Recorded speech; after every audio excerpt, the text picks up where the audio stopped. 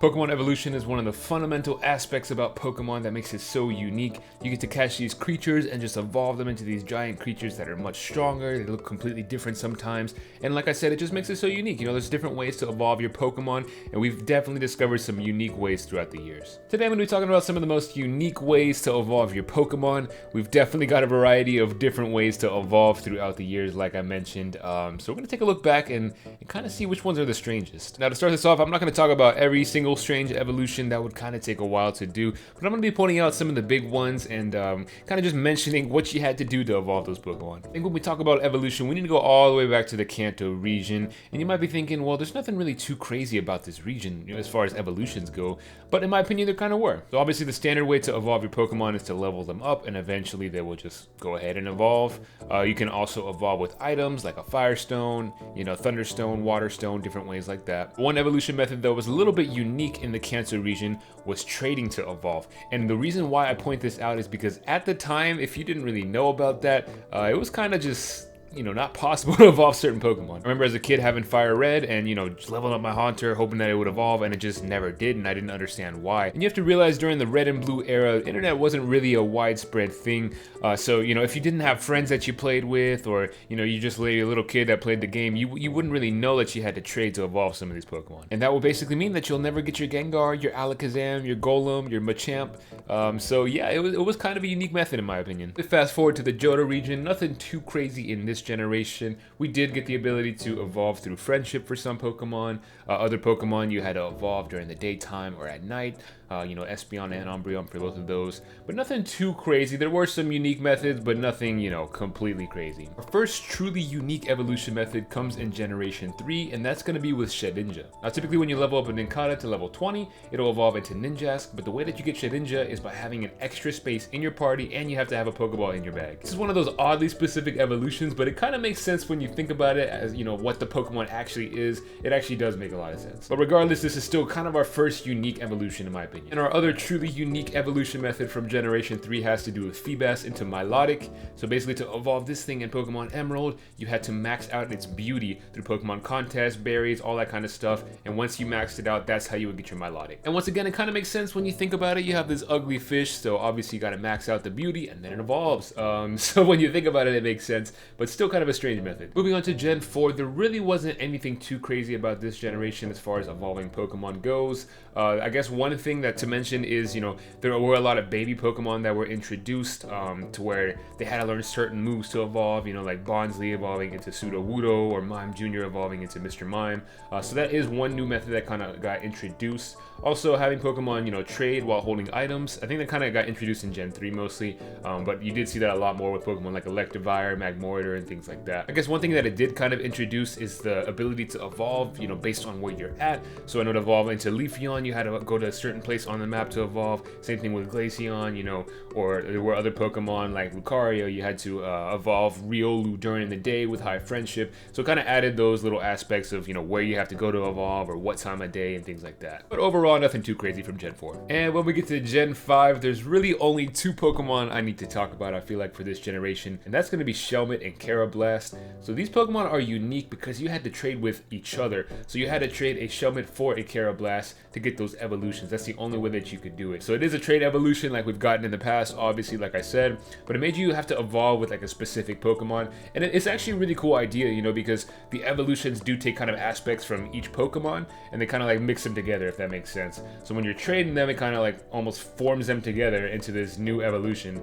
So it was a really cool idea, and you know, you do see that in the Pokemon anime, you see it, you know, in the games and things like that. Gen 6 introduced a couple new evolutions as well, starting off with Pancham to evolve into Pangoro. You had to get it to level 32, but you also had to have another dark type Pokemon in your party. So that was actually pretty cool. And of course, probably the most unique evolution method out there is going to be evolving Inkay into Malamar. I've talked about this previously in a video, but basically you had to get it to level 30 take your 3DS, turn it upside down, and then it would evolve into Malamar. And it makes sense, again, you know, all these like unique and strange evolution methods, they really make sense when you look at the designs, and it's kind of like, okay, you know, I kind of see how that makes sense, but why would you make me turn my 3DS upside down? That I don't know. But it has to be probably the most unique method out there. It makes you actually physically turn your console upside down, and that's how you get it to evolve. So that's actually pretty cool in my opinion. And I think it's really cool that they were able to also incorporate that on the Switch, you know, with Sword and Shield.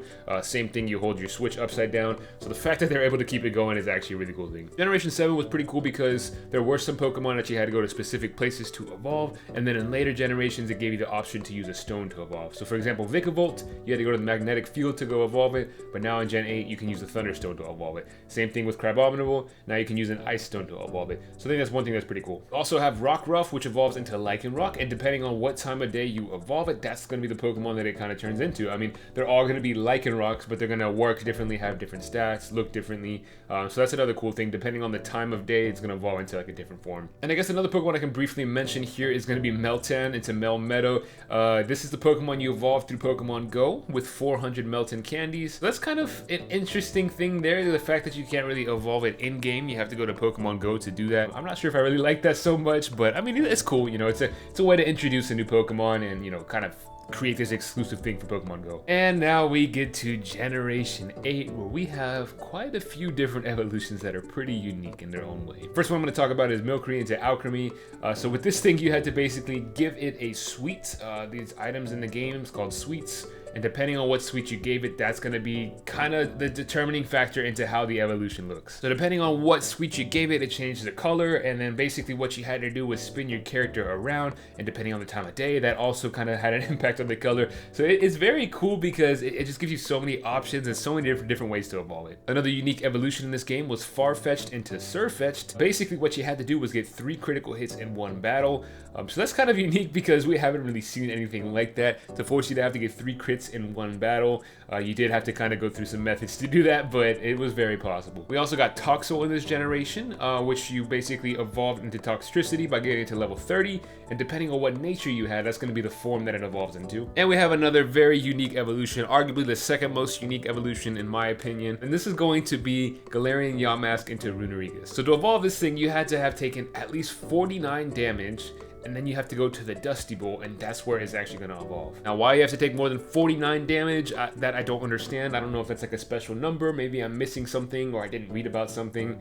It seems kind of strange, you know, it's just, it feels like a random number that they decided on. 49, you got to take that much damage or more, and then you just have to go travel to this place, and it will evolve. I'm going to skip over Legends Arceus, because a lot of these Pokemon I feel like were kind of just unique in their own way. Like, I feel like most of the evolutions in this game, like, are kind of unique to Legends Arceus, and I feel like they're going to completely change when we get access to them in Scarlet and Violet. So I'm going to kind of skip all of those for now and just jump to Gen 9. In Generation 9, we have a new evolution method, and that is to walk 1,000 steps in Let's Go mode. That's how you get Rapska, that's how you get Palmy to evolve, and a couple other Pokemon.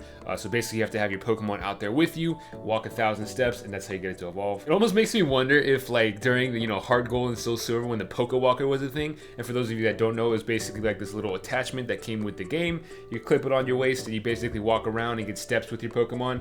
It almost makes me wonder if, like, they could have introduced something like this back then, you know? Like, you have to actually physically walk steps around, and then your Pokemon evolves after spending time with you. I think that would have been really cool. Another unique evolution from this generation is, of course, going to be Gimmighoul into Goldango. You have to collect 999 coins to evolve this thing, which is such a pain because by the time you evolve it, all your coins disappear, and if you want another Goldango, you gotta go collect some more coins. Another unique thing about evolutions in this generation has to do with Tandemaus and Dunsparce. I found this to be really interesting. Basically, you just level them up to evolve them, but you have different chances of getting different forms. So you have like a very rare form with like a very slim chance to get, or kind of the more standard form. So in the case of Tandemaus, you can get a family of 3.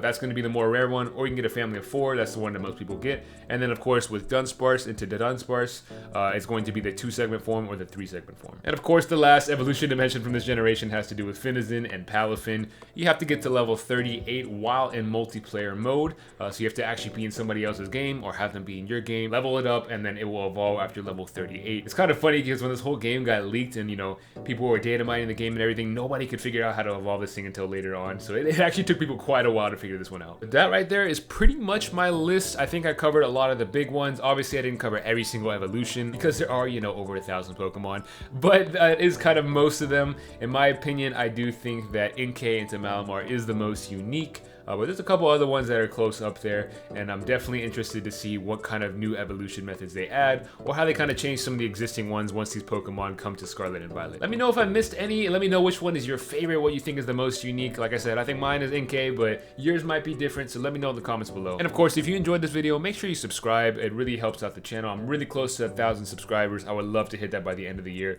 So yeah, help me get to that push right there, okay? We're almost at 1,000. Let's get there. Thank you all so much for watching, and I'll catch you all in the next one.